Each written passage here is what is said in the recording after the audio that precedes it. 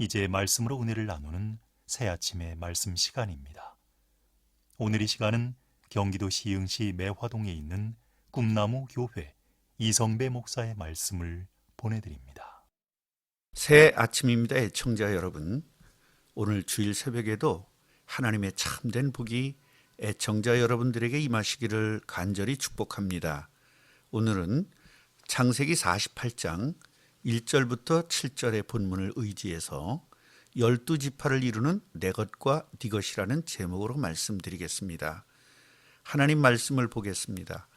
2일 후에 어떤 사람이 요셉에게 말하기를 내 아버지가 병들었다 하므로 그가 곧 두 아들 므낫세와 에브라임과 함께 이르니 어떤 사람이 야곱에게 말하되 네 아들 요셉이 네게 왔다 하매 이스라엘의 힘을 내어 침상에 앉아 요셉에게 이르되 이전에 가나안 땅 루스에서 전능하신 하나님이 네게 나타나사 복을 주시며 네게 이르시되 내가 너로 생육하고 번성하게 하여 네게서 많은 백성이 나게 하고 내가 이 땅을 네 후손에게 주어 영원한 소유가 되게 하리라 하셨느니라. 내가 애굽으로 와서 네게 이르기 전에 애굽에서 네가 낳은 두 아들 에브라임과 므낫세는 내 것이라.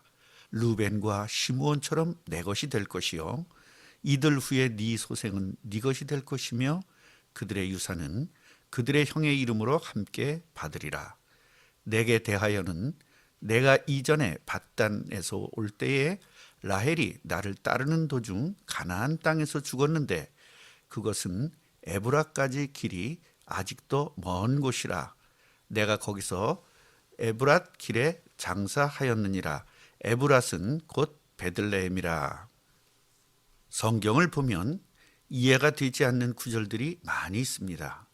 예를 들면 아브라함에게 아들을 바치라는 말은 일반인들이 볼 때에는 정말 이해가 되지 않는 말입니다. 오늘 본문에도 야곱이 요셉의 아들들인 손자를 자기의 양자로 삼는 말도 안 되는 내용입니다. 성경에서 이런 내용들은 하나님의 뜻을 모르면 오해를 할 수밖에 없습니다. 그러므로 먼저 하나님의 뜻을 깨달아야 하는데 제일 먼저 전 세계를 구원하시려는 세계적인 뜻을 알아야 하고요. 세계적 뜻을 이루기 위하여 개인의 뜻을 이루시는 것입니다. 그러므로 내 뜻보다는 하나님의 뜻에 맞추는 인생으로 살아야 하는 것입니다. 내 소원보다는 하나님의 소원을, 내 마음보다는 하나님의 마음을 먼저 생각해야 하는 것이 하나님 자녀가 가져야 할 자세입니다. 하나님의 자녀들은 하나님의 큰 뜻을 먼저 이해하고 거기에 내가 어떻게 쓰임 받아야 하는가를 깨달아야 하는 것입니다. 그래야만 참된 성공을 누릴 수가 있는 것입니다. 정말 하나님께서 섭리하는 것이 맞는다면, 정말 하나님의 주권이 믿어진다면 하나님의 뜻에 내가 쓰임받는 것이 진정한 성공인 것입니다. 먼저 야곱과 요셉의 만남을 보겠습니다. 1절을 보면 이 일 후에라는 말씀은 야곱이 요셉에게 자신이 죽은 후에 가나안 땅에 장사하기를 당부하고 난 뒤의 내용이라는 뜻입니다. 그리고 새로운 국면을 맞이하게 됨을 말하고 있는 것입니다. 야곱은 총리의 아버지이기 때문에 엄청나게 화려한 장례를 치를 수가 있었습니다. 그러나 그런 화려한 장례를 포기하고 너무나도 중요한 그리스도가 오실 가나안 땅에 묻히기를 원한 것입니다. 하나님의 뜻에 자신의 뜻을 맞춘 것입니다. 야곱은 임종을 앞두고 요셉과 만남을 가졌습니다.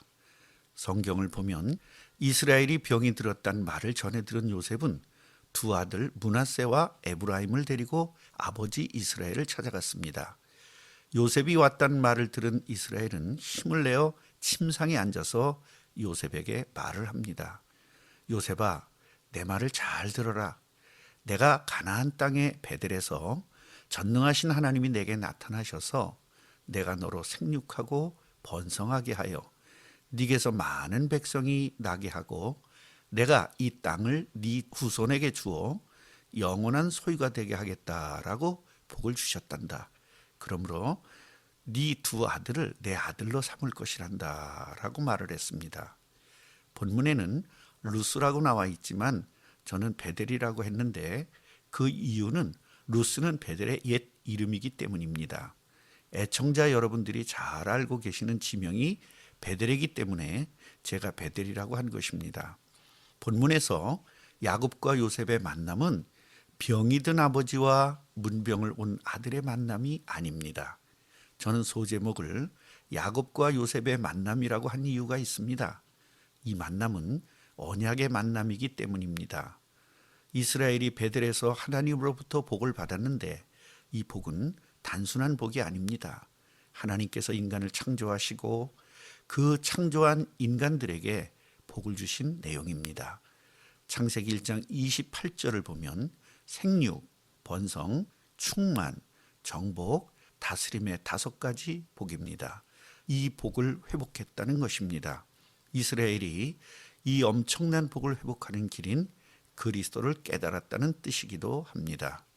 그러므로 이 복을 받았다는 것은 그리스도의 언약을 깨달았기 때문에 언약의 가문으로 부르심을 받은 것이고 그 언약을 요셉의 자식들에게 전달하는 것입니다. 얼마나 대단한 만남입니까? 이 만남은 이스라엘의 언약을 전달받은 귀한 만남인 것입니다. 두 번째로 에브라임과 므낫세를 내 것이라고 야곱은 말했습니다. 먼저 에브라임과 므낫세를 내 것이라고 말하기 전에 야곱의 말을 다시 한번 상기해 보겠습니다. 4절입니다.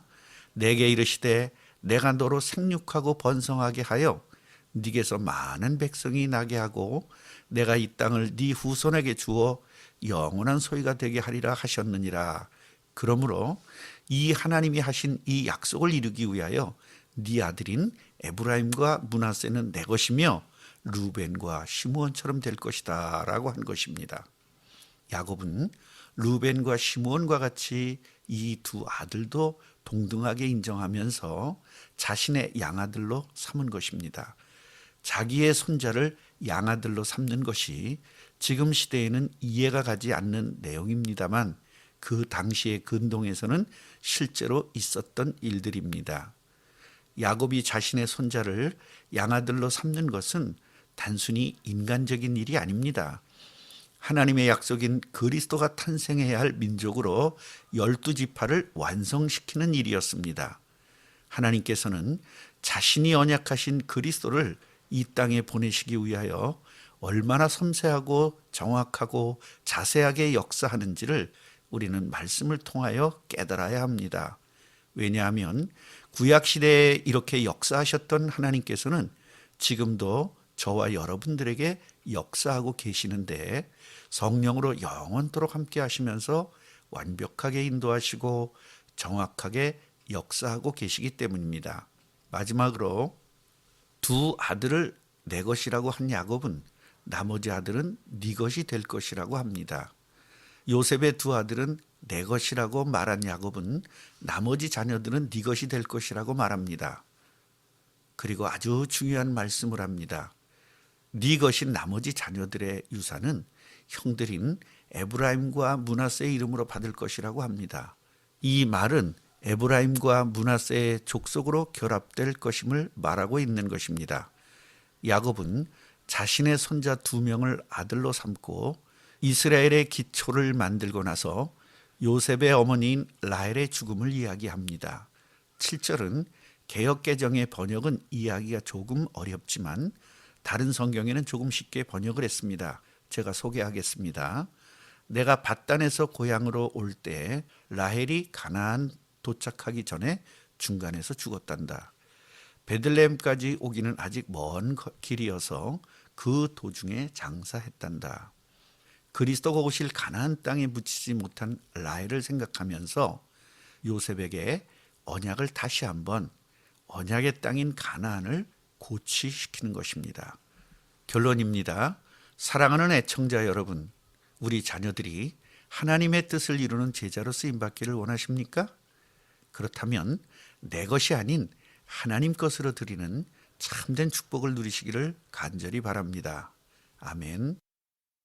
새 아침의 말씀, 지금까지 경기도 시흥시 매화동에 있는 꿈나무 교회 이성배 목사의 말씀을 보내드렸습니다.